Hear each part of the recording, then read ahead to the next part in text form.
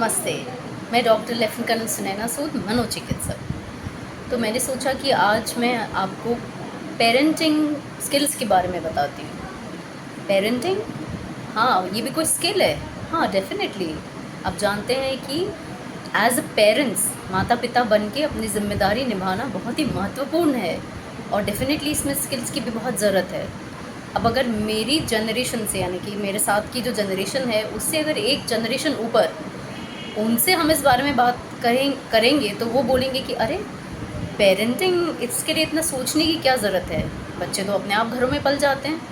हाँ, किसी ज़माने में शायद ऐसा हो जाता था जब जॉइंट फैमिली सिस्टम था, बहुत सारे लोग थे बच्चे की ज़रूरतें पूरे करने के लिए, उसका ध्यान रखने के लिए, और बच्चे भी अपनी बातें अलग अलग लोगों से बोल सकते थे। तो अगर एक चीज़ किसी रिलेशनशिप में नहीं मिली, ज़्यादा डांट मार पड़ी, तो कोई ऐसा हुआ कि जिसने प्यार से पुचकार लिया, गिफ्ट दे दी, या अपनी बात बच्चा कह पा रहा है, तो चीज़ें बैलेंस हो जाती थी।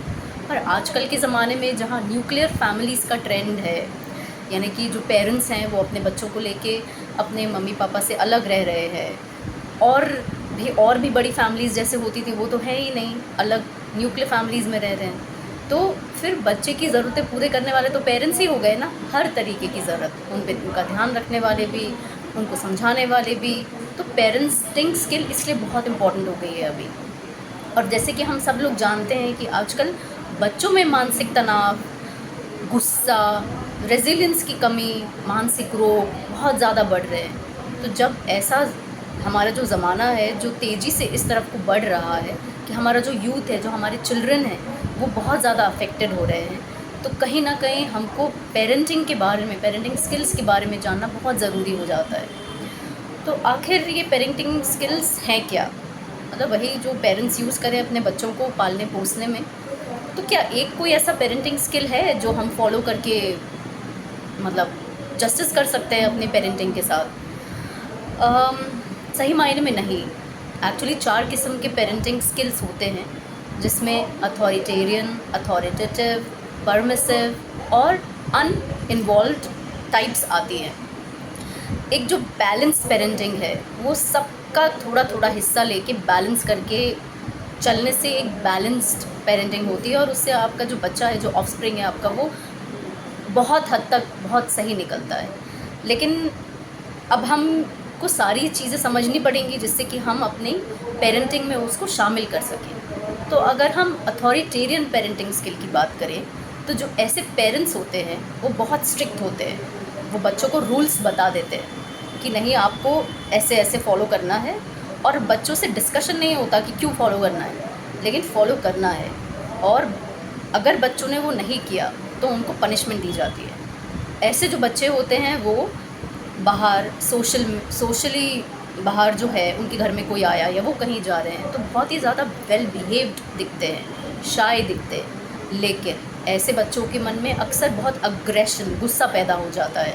वो अपने इमोशंस को संभाल नहीं पाते, वो क्योंकि वो शेयर नहीं कर पा रहे हैं कुछ, उनके पेरेंट्स उनसे वो एक्सेप्ट ही नहीं कर रहे हैं शेयरिंग, वो सिर्फ डिमांड्स रख रहे हैं और एक रूल्स बना रहे हैं। तो डेफ़िनेटली ऐसे बच्चे जो हैं आगे अपने इमोशंस नहीं संभाल पाएंगे, गुस्सा भरेगा उनके अंदर, अपनी रिलेशनशिप्स में इतने इतने ज़्यादा सक्सेसफुल नहीं हो पाएंगे। तो ये पेरेंटिंग का स्टाइल उतनी अच्छी तो नहीं है, बट उसमें अच्छा ये है कि कम से कम आप रूल्स तो बना रहे हैं। अगर गलती बहुत ज़्यादा कर रहे हैं, समझाने पे नहीं मान रहे, तो आप पनिश तो कर रहे हैं, बच्चे को एक डर तो होगा।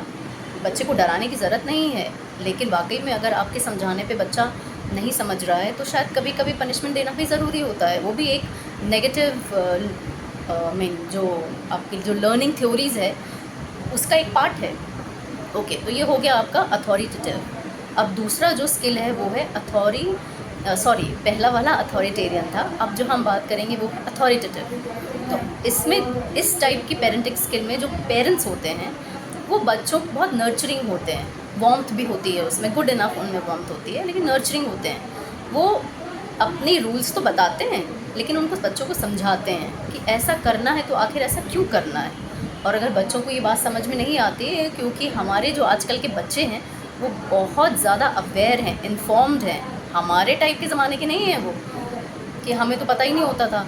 अब तो बच्चे बच्चे के हाथ में मोबाइल है, वो सर्च मारते हैं, वो बहुत ज़्यादा इन्फॉर्म्ड हैं, बहुत इंटेलिजेंट हैं। हमारी आगे की जनरेशन जो अभी है वो बहुत ज़्यादा इंटेलिजेंट है, तो जब हम उनको समझाते हैं तर्क के साथ, तो उनके जो डाउट्स होते हैं उनको भी क्लियर करते हैं ऐसे पेरेंट्स। फिर इस तरीके के जो बच्चे हैं उनको डेफिनेटली रूल्स भी बताए जाते हैं, प्यार से समझाया जाता है, कभी कभी थोड़ा पनिश भी कर लिया, लेकिन उतना ज़्यादा पनिश नहीं किया जाता जैसे कि पहले टाइप की अथॉरिटेरियन टाइप की पेरेंटिंग स्किल में किया जाता था। बट ऐसे जो बच्चे हैं वो बहुत रिस्पॉन्सिबल बनते हैं, अपने इमोशंस को संभाल सकते हैं, उन अच्छे रिलेशनशिप्स डेवलप कर पाते हैं, प्रोफेशनली अच्छा करते हैं। तो ये अच्छी पेरेंटिंग स्किल है काफ़ी हद तक। बट इसमें सब कुछ शायद नहीं भी अच्छा होगा, क्योंकि कभी कभी पनिशमेंट भी ज़रूरी होना चाहिए, बट ये फिर भी अच्छी है। अब जो तीसरी टाइप की हमने बात करी थी वो है परमिसिव। तो जो परमिसिव टाइप की पेरेंटिंग स्किल है उसमें पेरेंट्स बच्चों को करने देते हैं, जो बच्चे करना चाहें वो करने देते हैं, लेकिन हाँ पनिशमेंट नहीं देते हैं। बच्चे इस तरीके से जब मर्जी खा रहे हैं, जो मर्जी खा रहे हैं, इस तरीके से जो बच्चे हैं वो बहुत ओबीस भी हो सकते हैं, कंट्रोल नहीं है। मतलब जब टीवी देखना चाह रहे हैं वो टीवी देख रहे हैं, जब सोना चाह रहे हैं तब सो रहे हैं। तो ऐसे बच्चे थोड़े से उनकी जो क्या बोलना चाहिए, जो उनकी ग्रोथ है वो मनमानी टाइप की होती है, जो बच्चों को मन किया। तो बच्चे जो हैं वो कुछ शेयर भी नहीं करते, पेरेंट्स भी कुछ इतना बोलते नहीं, उनको कोई रूल्स नहीं बनाते, पनिश नहीं करते। ऐसे टाइप के बच्चे अपनी मनमानी करते हैं, अक्सर वो गुस्से में रहते, मतलब उनको गुस्सा हो जाता है, बहुत सेल्फिश टाइप के हो जाते हैं, डिमांडिंग हो जाते हैं। ऐसी रिलेशनशिप में आगे उनका काम चलता है, वो उतने सही डिसीजंस नहीं ले पाते। तो ये तरीका भी बहुत बढ़िया तो नहीं है। अब अगर हम चौथे तरीके की बात करें तो वो है आपका अनइन्वॉल्व। ऐसे पेरेंट्स को अपने बच्चों से कोई लेना देना नहीं होता है। जैसे मान लीजिए ये जो हमारे 4th क्लास एम्प्लॉयज़ हैं, आई मीन एम्प्लॉयज़ नहीं, मतलब ये जो हमारे सबसे लोअर सोशो इकोनॉमिक स्टेटस में जो लोग हैं, वो तो बाहर निकल गए अपना, चाहे वो मम्मी हो चाहे वो पापा हो, बाहर निकल गए अपने पैसे कमाने के लिए। अब बच्चे को जो मन कर रहा है, जब मन कर रहा है, जहाँ कर रहा है, आपस में कोई कम्युनिकेशन ही नहीं है, कोई इंटरेक्शन ही नहीं है पेरेंट और चाइल्ड का।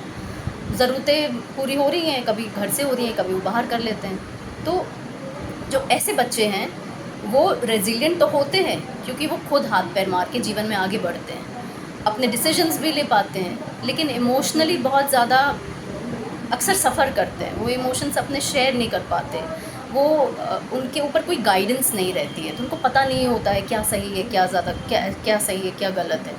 तो इस टाइप की पेरेंटिंग स्किल भी इसलिए अच्छी है क्योंकि ये फ्रीडम दे रही है, इंडिपेंडेंस दे रही है, रेजिलियंस दे रही है, बट बाकी चीज़ें इसमें भी गलत है।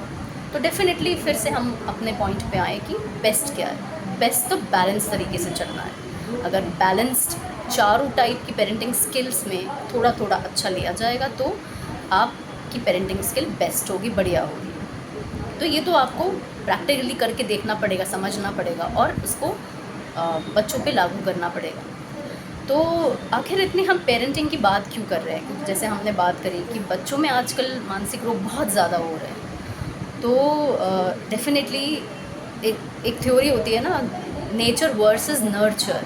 नेचर मतलब जिस नेचर से जेनेटिक्स अपना पार्ट लेके बच्चा पैदा हुआ है, तो वो जो जेनेटिक्स है वो बच्चे को अपने पेरेंट्स से मिलती है, उनके पेरेंट्स से मिलती है, अपनी फैमिली से मिलती है, जेनेटिक्स जिसको लेके वो पैदा हुआ है। और कुछ ग्रोथ के टाइम जब वो प्रेग्नेंट थी उसकी मदर उससे, तो ग्रोथ के टाइम कुछ इम्पेयर्ड हो गया, कुछ बात हो गई, तो उसकी वजह से वो जेनेटिक्स जो है उसमें भी कुछ म्यूटेशन टाइप की हो सकती है, तो उसकी वजह से भी शायद कुछ हो सकता है। और अब अगर नर्चर की बात करें, तो नर्चर क्या होता है? नर्चर यानी कि आप उसका कैसा एनवायरनमेंट दे रहे हैं ग्रोथ का, वो होता है नर्चर। तो अगर हम नेचर वर्सेस नर्चर की बात करें तो नर्चर बहुत ज़्यादा रोल प्ले करता है नेचर के ऊपर। तो नेचर जो भी है, लेकिन अगर पेरेंटिंग का नर्चर बढ़िया मिल जाएगा तो आपका बच्चा वाह वाह बढ़िया निकल जाएगा। तो आप सब पेरेंट्स को आई रियली होप कि आपको कुछ मदद मिलेगी इस वीडियो से देखकर, और आप इसको प्रैक्टिकली लागू कर पाएंगे अपने बच्चों के ऊपर, दूसरों को बता पाएंगे, आप गाइड कर पाएंगे। Thank you so much.